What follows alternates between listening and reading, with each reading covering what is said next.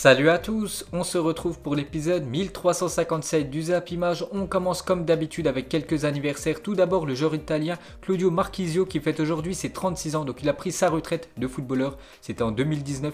Il y a aussi Lucho González, un ancien joueur de l'Olympique de Marseille qui fête aujourd'hui ses 40 ans, donc son palmarès en Ligue 1 parce qu'il avait été très bon.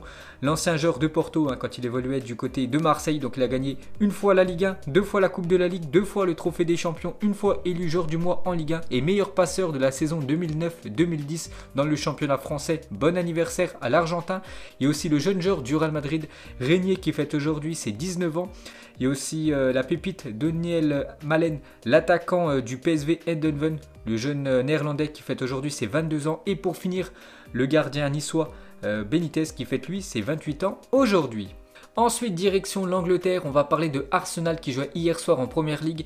Donc les Gunners recevaient l'équipe de Newcastle et Arsenal s'est imposé 3-0 grâce à Pierre-Emerick Aubameyang et le jeune Saka. Donc Arsenal remonte à la 10e position. Bon, c'est encore très loin dans ce classement, mais ils sont dans une très bonne série actuellement les Gunners, parce que voici les 4 derniers matchs d'Arsenal en Première Ligue. Donc c'est quand même 4 clean sheets pour Arsenal et surtout sur les 4 derniers matchs, c'est 3 victoires, 1 match nul et 0 défaite. Ensuite, on revient sur l'homme du match hier, c'est le Gabonais Pierre-Emerick Aubameyang qui a inscrit son premier doublé de la saison. Donc félicitations à lui, il a inscrit son 6e but cette saison en Première Ligue. Aubameyang, on peut voir sa célébration, donc une célébration risquée parce qu'il peut quand même se blesser sur cette célébration où il fait un salto. L'attaquant gabonais, donc toujours avec lui, donc Aubameyang a joué hier soir son 400e match de sa carrière en championnat.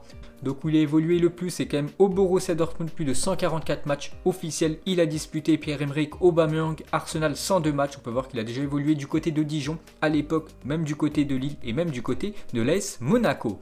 Et pour finir avec lui, donc pendant ce temps-là, Aubameyang a trouvé le moyen de ne pas marquer sur cette action. Sa frappe à 1 mètre du but n'a pas été cadré. Quel raté pour Pierre-Emerick Aubameyang, c'était en tout début de match, il y avait 0-0, il a loupé tout simplement cette action là, c'est incroyable. Heureusement qu'il a marqué un doublé par la suite dans la rencontre. Cette fois-ci on va parler de la recrue Thomas Partey qui a délivré hier sa première passe décisive en Première Ligue cette saison avec son nouveau club de Arsenal pour l'ancien joueur de l'Atlético Madrid.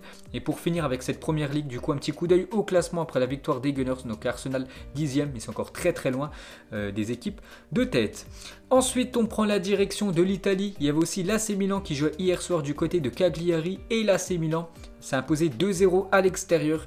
Et les deux buts ont été marqués bien évidemment par Zlatan Ibrahimovic. Donc Zlatan signe un doublé et inscrit son 12e but de la saison en championnat. N'oubliez pas qu'il a 39 ans Zlatan, bien sûr une légende, l'attaquant suédois. Donc ses stats cette saison les gars, en 8 matchs où il a été titulaire, c'est quand même 12 buts, une passe D, c'est énorme.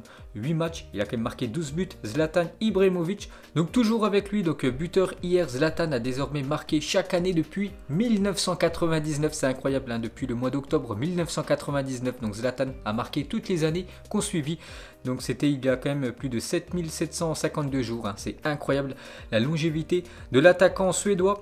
Toujours avec lui, donc il a fait une déclaration à la fin du match. Il parle d'une future recrue de l'équipe de l'AC Milan. Donc j'en parle souvent les gars dans mes vidéos sur ma chaîne secondaire, BizBiz Plus, où je vous sors bien sûr toutes les infos transferts. Donc il a dit: Mario Mandzukic a signé son contrat, il rejoint l'AC Milan. Nous serons donc désormais deux pour faire peur aux défenseurs adverses. Donc Mandzukic devrait signer dans quelques heures les gars du côté de l'AC Milan et ainsi accompagner Zlatan Ibrahimovic dans l'attaque bien sûr de l'AC Milan. Donc deux joueurs très âgés mais deux joueurs avec beaucoup d'expérience. Ensuite, toujours avec l'AC Milan, la seule équipe des 5 grands championnats à n'avoir perdu aucun match à l'extérieur, toute compétition confondue cette saison.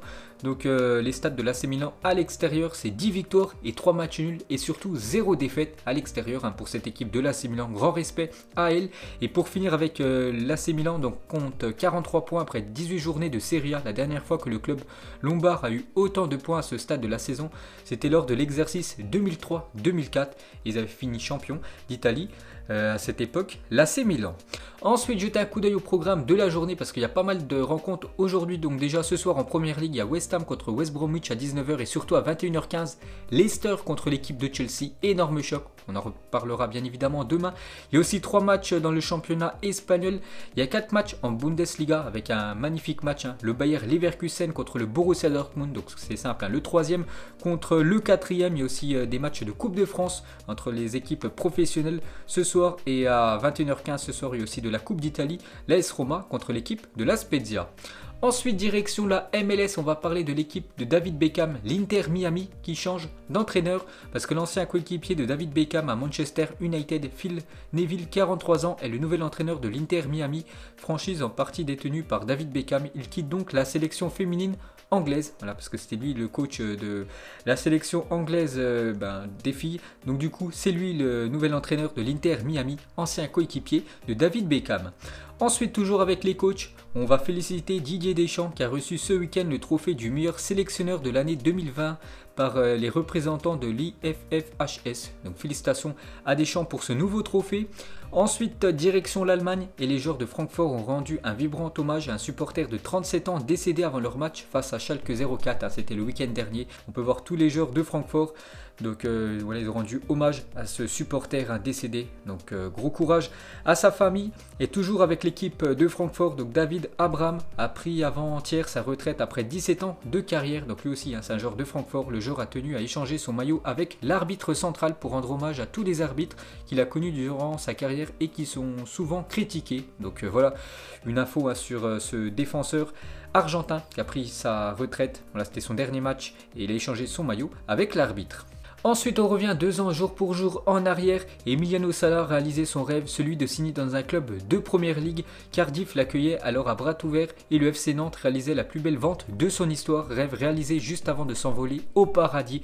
Donc c'était le 19 janvier 2019 les gars. Il quittait tout simplement cette équipe de Nantes pour rejoindre cette équipe de Cardiff. Et il est décédé quelques jours après parce que c'est le 21 janvier 2019 qu'il est décédé d'un accident d'avion. Ensuite, on ouvre la page Mercato. Donc on commence avec une info qui est officielle et ça fait un bien fou de voir ce joueur rejouer au football. C'est Mesut Özil qui s'est engagé hier soir avec l'équipe du Fenerbahçe. Donc ça a chauffé depuis quelques jours, donc c'est officiel. Il rejoint la Turquie, il quitte aussi cette équipe de Arsenal. On peut voir son bilan du côté des Gunners. Donc en tout, il a fait plus de 254 matchs, Mesut Özil, pour 44 buts et 77 passes décisives. Donc depuis 2-3 ans, c'était très compliqué sa situation parce qu'il jouait très peu. Le milieu offensif allemand, donc il quitte bien sûr la Première Ligue, il rejoint la Turquie, donc il n'a plus rejoué en match officiel depuis le 7 juin dernier, c'était le 7 juin 2020, donc Mesut Özil a signé au Fenerbahçe, il portera le numéro 67 et touchera un salaire de 5 millions d'euros par an, donc il a fait un énorme effort financier, Mesut Özil qui touchait quand même plus de 13 millions d'euros par an du côté de Arsenal, donc il a divisé quasiment son salaire par 2,5 pour rejoindre la Turquie, donc Mesut Özil réalise son rêve d'enfant en signant au Fenerbahçe. Pour fêter ça, il a publié cette magnifique photo de lui enfant avec le maillot du Fenerbahçe et maintenant c'est un joueur de cette équipe et incroyable, plus de 300 000 supporters du Fenerbahçe ont suivi en live hier soir le vol de Mesut Özil allant de Londres à Istanbul. Une petite photo de lui et sa famille, tout content de jouer pour l'équipe du Fenerbahçe. Ensuite, on va parler de l'autre grosse info de la journée, lui aussi, on en parlait depuis quelques semaines. Donc c'est toujours pas officiel, mais il y a de grandes chances que ça se fasse très prochainement. Donc le défenseur autrichien David Alaba va signer libre au Real Madrid, confirme Fabrizio Romano, un journaliste toujours très bien informé. Paris et Liverpool avaient formulé une offre en décembre, mais l'Autrichien a finalement choisi le Real Madrid où il a toujours rêvé de jouer. Donc info de dernière minute, Alaba et le Real Madrid ont trouvé un accord pour un contrat de 4 ans assorti d'un salaire annuel de 11 millions d'euros par an, annonce le journal Marca. Le joueur arrivera libre le 1er juillet prochain. Donc c'est simple, il est en fin de contrat le 30 juin 2021. Donc le lendemain, il rejoindra directement cette équipe du Real Madrid gratuitement. C'est ça quand même. Le gros coup réalisé par l'équipe de Zinedine Zidane, c'est d'accueillir un grand défenseur qui est David Alaba gratos. Donc 11 millions d'euros de salaire pour lui pendant 4 ans. Donc il aurait déjà passé sa visite médicale avec le Real Madrid d'après le journal Marca. On peut voir qui fait la une bien sûr du journal Marca aujourd'hui en Espagne.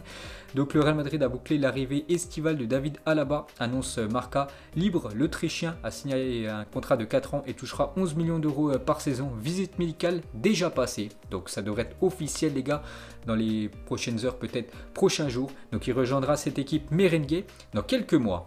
Ensuite, toujours avec les infos transferts, on peut voir que Porto, l'Inter Milan Tottenham, Sheffield United, West Ham, Nice et l'Olympique de Marseille font partie des clubs intéressés par Jess Lingard, qui sera libre lui aussi en juin prochain vu qu'il est en fin de contrat avec l'équipe de Manchester United. Donc toutes ces équipes sont intéressées par le milieu anglais qui joue très peu cette saison du côté des Red Devils.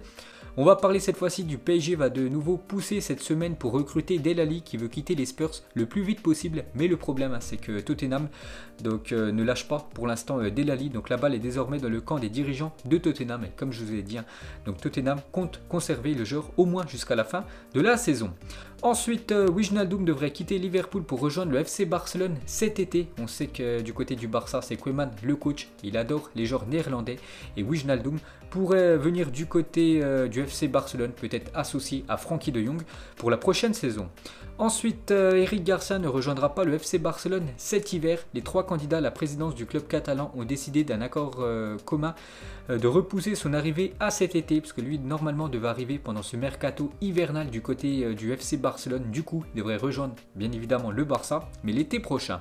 Ensuite, cette fois-ci, on va parler de Manchester United, qui est actuellement en tête de la Première Ligue, mais n'a pas remporté un seul match face au club du Big Six, actuellement en PL, parce qu'on peut voir qu'il y a une défaite contre Tottenham, une défaite contre Arsenal, et 3 fois match nul contre Chelsea, Manchester City et Liverpool 0-0. Donc fort avec les faibles et faible avec les forts, tout simplement cette équipe des Red Devils. Et pour finir les gars, on revient quelques années en arrière. En 2013, une altercation éclate entre Gerrard et Van Persie. Van Persie a dit à Gerrard: où est votre médaille de Première Ligue, en parlant au capitaine de l'équipe de Liverpool, et Gerrard a dit: je n'ai pas de médaille de Première Ligue, mais au moins je n'ai pas rejoint mes rivaux pour devenir champion. Où est votre médaille de Ligue des Champions? Donc voilà le petit clash entre ces deux légendes du championnat anglais. Ensuite, on va parler de l'Inter Milan, et selon la Gazzetta dello Sport, l'Inter Milan va changer de nom et s'appellera désormais Inter Milano. L'écusson devrait aussi changer, mettant en avant les lettres I et M. Donc voilà actuellement le logo de l'Inter Milan. Donc il souhaite abandonner l'appellation l'International pour adopter l'appellation Inter Milano. Donc là, une petite info sur l'équipe de l'Inter Milan. Ensuite, on revient un an jour pour jour en arrière et Erling Haaland inscrivait un triplé en 20 minutes pour ses débuts avec le Borussia Dortmund. C'est incroyable. Il venait juste d'être transféré du côté de Dortmund. Donc pour son premier match, il était rentré en cours de jeu à la 70e minute de jeu. Il avait inscrit un triplé en seulement 20 minutes de jeu. Incroyable. L'attaquant norvégien. Et depuis voilà son arrivée à Dortmund, donc il a fait en tout 35 matchs, toutes compétitions confondues, donc 35 buts pour lui, c'est énorme. Il a quand même fait 6 matchs de Ligue des Champions avec l'équipe de Dortmund pour 8 buts. Ensuite, on va parler de Thiago Silva qui a offert son maillot à la fin du match contre Fulham, un ouvrier qui rénove le stade pour être sanctionné pour ne pas avoir respecté le protocole sanitaire qui interdit ce genre de choses. Donc hier, je vous ai montré en plus la photo de Thiago Silva, le défenseur brésilien, qui avait offert son maillot en fin de match, un ouvrier du stade de Fulham. Donc du coup, il pourrait être sanctionné à cause du protocole sanitaire qui interdit ce genre de choses. Ensuite, un petit coup d'œil aux meilleurs buteurs et meilleurs passeurs du championnat français. On commence tout d'abord avec les meilleurs buteurs, donc ils sont deux actuellement meilleurs buteurs. Donc Kylian Mbappé 12 buts et Boulaïdia, la pépite du Stade de Reims, 12 buts aussi. On peut voir que Memphis Depay est actuellement 3e, 11 buts. Par exemple, on peut voir aussi que Moskin ou même Yilmaz, 9 buts cette saison en Ligue 1. Et cette fois-ci, le classement des meilleurs passeurs du championnat français, donc ils sont 3 ex-aequo, Bamba, Thauvin et Gaëtan Laborde. Ensuite, on va parler du jeune crack danois Ander Vergan, que je vous parle toujours en début de semaine. Voilà, je vous parle de son fut de champion qu'il a fait le week-end juste avant. Il a encore fait un fut de champion parfait, donc ce qui veut dire un 30-0 et toujours invaincu en fut de champion. Et ses stats sur FIFA 21 en fut de champion, c'est 420 matchs, 420 victoires. C'est tout simplement incroyable. Ensuite, regardez le 3e maillot du club mexicain, le club América, voilà, qui a dévoilé hier soir son 3e maillot, un maillot très insolite, mais un maillot que je trouve plutôt beau. Et cette fois-ci, regardez à quoi devrait ressembler le maillot extérieur de l'Algérie, selon le très sérieux site Footy Inline. Donc ça devrait être pour cette future saison, donc le maillot vert, le maillot extérieur de l'Algérie. Ensuite, regardez cette magnifique collection de canettes de Coca-Cola en mode version club de Première Ligue. Il y a 20 canettes, donc les 20 clubs de PL. Très belle collection. Et pour finir ce Zap Image, donc pour vous, quel trio d'attaque marquerait le plus de buts? Donc un duo accompagné de Léo Messi à chaque fois. Donc un duo du côté de Tottenham, Hugminson et Harry Kane et Léo Messi. Côté Paris Saint-Germain, Neymar, Mbappé et bien sûr Lionel Messi. Et côté Juventus, donc Morata, Cristiano Ronaldo et Lionel Messi. Donc parmi ces 3 trios, pour vous, lequel marquerait le plus de buts s'ils évoluaient tous ensemble. Donc voilà les gars, la fin de ce Zap Image 1357. Donc si ça vous a plu, un petit like et on se retrouve demain pour le prochain épisode. Ciao à tous.